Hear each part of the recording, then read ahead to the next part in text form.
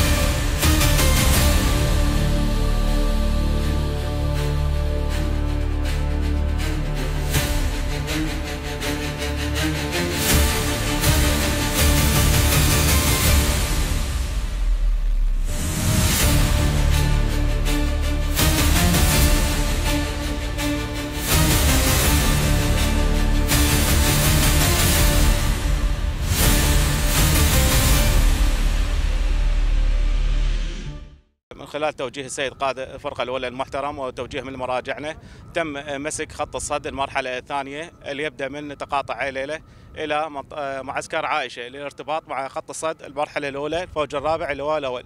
والحمد لله بإمكانيات البسيطة وبجهود والهمة العالية تم إكمالها بوقت قياسي.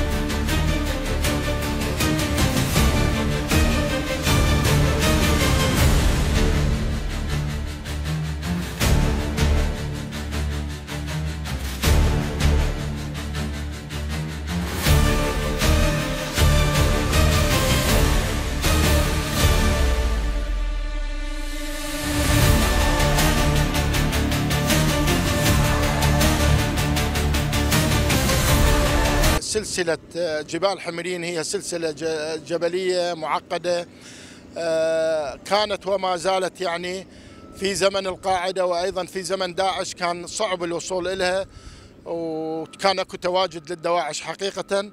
بس صدرت لنا الأوامر من السيد وزير الدفاع المحترم والسيد رئيس أركان الجيش والسيد قائد البرية حقيقة لمسك هذه السلسلة اللي تمتد من إنجانة إلى طريق عيل ليلة بطول 24 كيلومتر.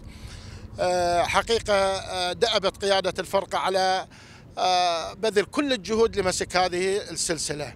فالعمل صار كمرحلتين، المرحلة الأولى بدأ العمل من سلسلة إنجانة باتجاه معسكر عائشة. حقيقة كان هناك بعض العبوات الناسفة اللي موجودة، كان اكو دواعش موجودين، كل هاي العوائق ما أثنت جهودنا. حقيقة استمرينا بالعمل وكملنا خط الصد المرحلة الأولى بدون يعني أي خسائر تذكر الحمد لله. وأنهى وجود داعش حقيقة، من مسكنا أنهى وجود داعش بهاي السلسلة. بدأنا العمل الآن بالمرحلة الثانية حقيقة خط الصد جبال القشم الأحمر، وبتوجيه السيد رئيس أركان الجيش والسيد قائد البرية المحترم وبمتابعة مستمرة لهم ودعمهم اللامحدود لنا. حقيقة استطعنا في وقت قياسي بإنهاء العمل بالمرحلة الثانية من خشم الأحمر، وانتم الآن هاي آخر نقطة حقيقة في خط الصد المرحلة الثانية. نشكر السيد رئيس أركان الجيش المحترم والسيد قائد البرية اللي دعمهم اللامحدود لنا حقيقة، وهذا نجاح أنا حقيقة يكتب لديالى، يعني محافظة ديالى، لأن هاي السلسلة جان يعني سلسلة تربط بين 3 محافظات مشتركة اللي هي صلاح الدين وكركوك، وكان حقيقة هذا معقل للدواعش يستخدموه لتهديد حتى العاصمة بغداد، تنطلق كل العمليات الإرهابية من هاي المناطق. اليوم بفضل الله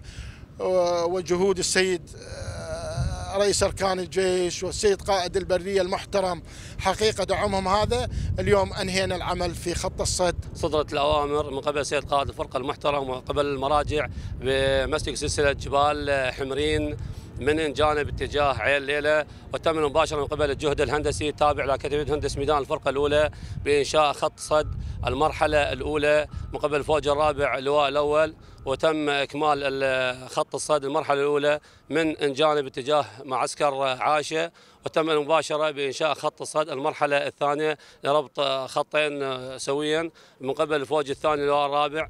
كان خط الصد المرحلة الثانية من عين ليلة باتجاه معسكر عائشة ومن قبل الجهد الهندسي، والحمد لله اليوم أكملنا ربط الخط الأول بالخط الثاني بجهود مباركة من قبل الجميع والتعاون من قبل الهندسة والفرقة المشاة الأولى والمراجع، والحمد لله.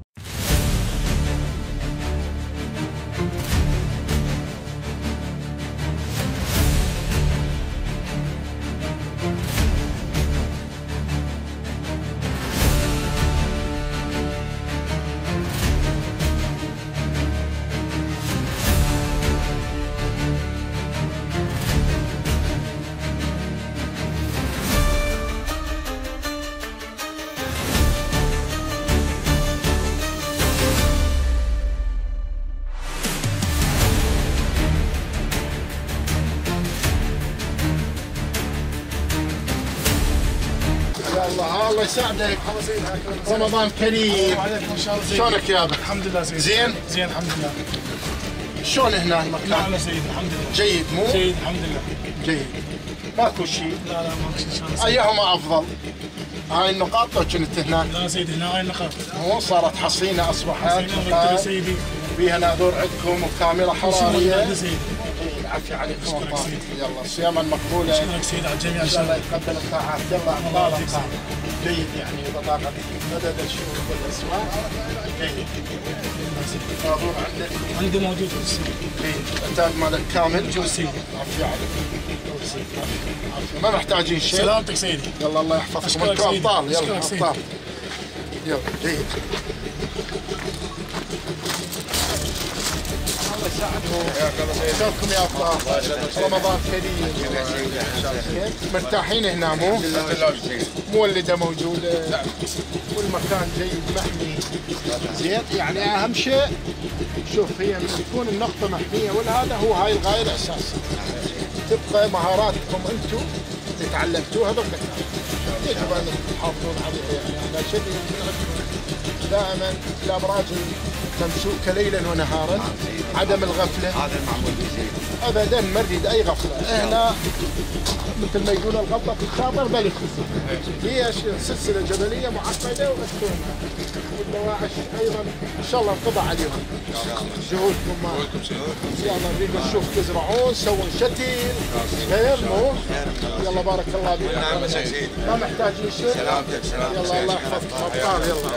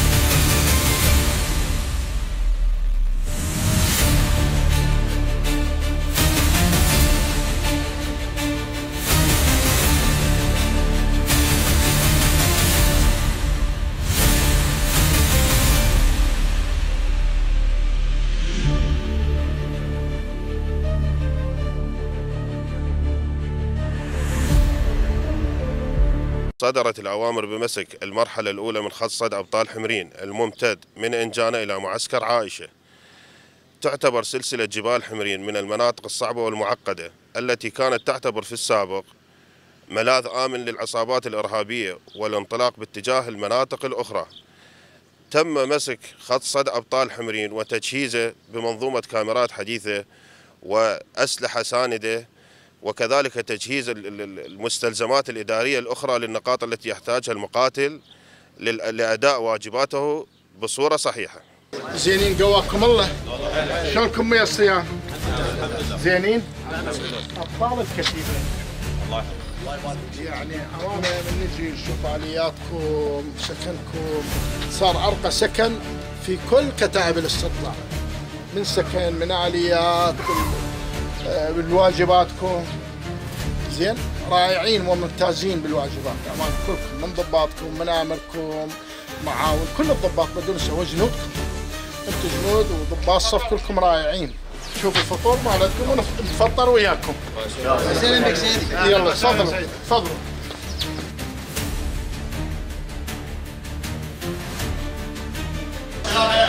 شلون الابطال؟ زين ان شاء الله. تفطرونا اليوم لو لا؟ يعني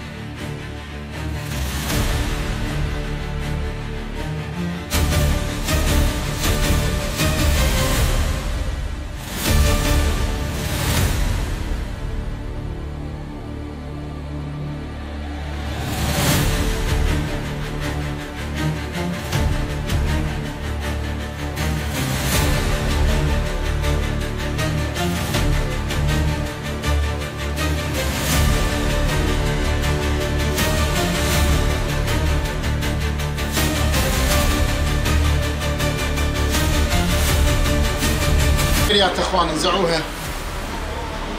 احنا قبل لا نفطر حقيقة نقرا الفاتحة لأرواح الشهداء أمانة اخوان، والشفاء العاجل لجرحانا. فاتحة.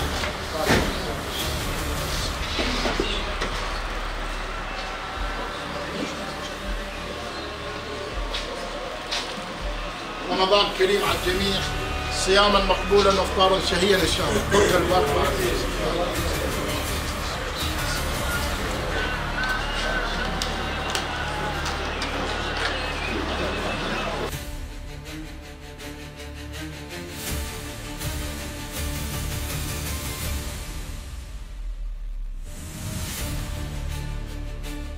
اخواني بس قبل لا غادر منا، اللي يريد يسمعني الاخ معاون امر كتيبه واخواني اريد تحسينات عليك.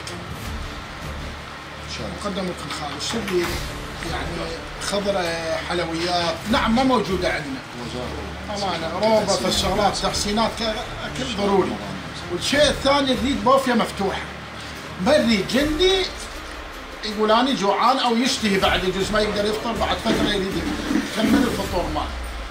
يسمعوني جماعه البهو والاخ معانا ابدا ما نريد يعني شيء مفتوح، بوفيه مفتوح. محمود يصير براحته. متى تشاء تجي تاكل. زين؟ هاي اللي نريده. اذا عندكم شيء قبل لا اغادر اخواني، اي شيء يحسن من ظروفكم احنا حاضرين يعني، اي مقترح من جنابكم. واحنا ان شاء الله بالخدمه. انتم ابطال وتستحقون هذا الشيء، وانا راح ان شاء الله غادر فطروا على راحتكم اخواني. زين الصحه والسلامه للجميع.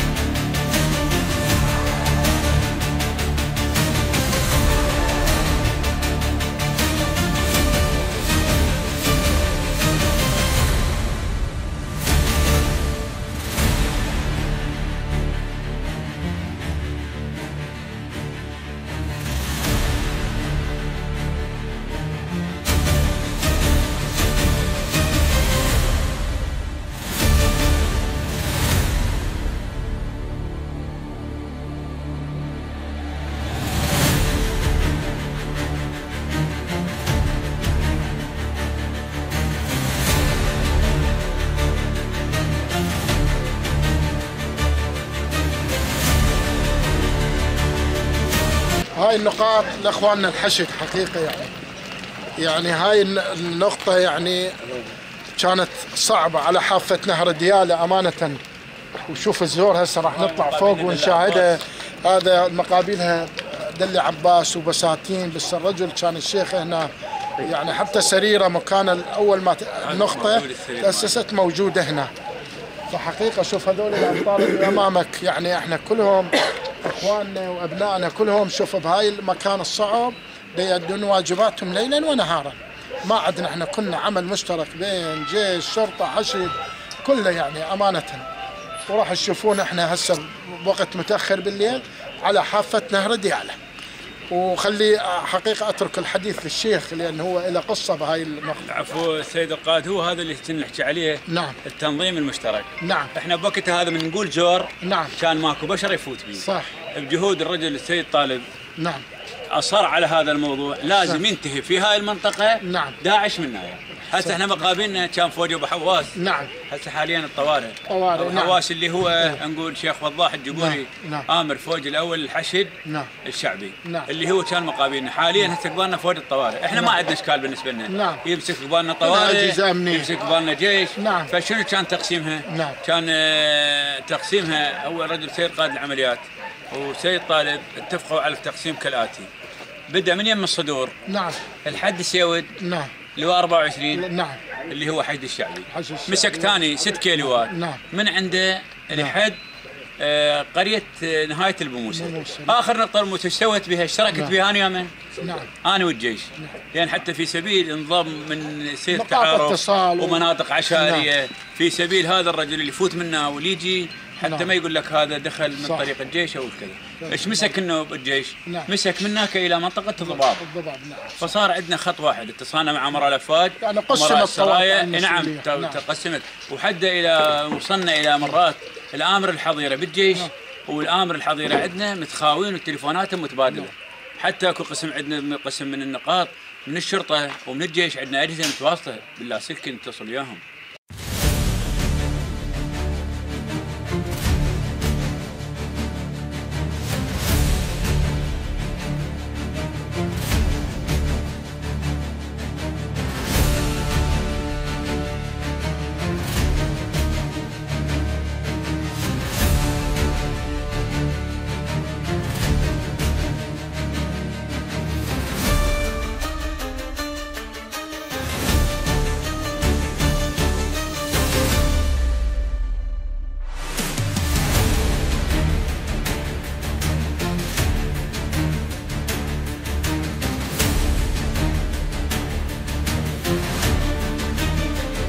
هذا المضيف مالنا، هذا قبل هاي بال 2014 الشهر السادس تركناه وطلعنا من داعش. دخلت بهاي المناطق مناطق الزور خلينا نقول شمال مقداريه.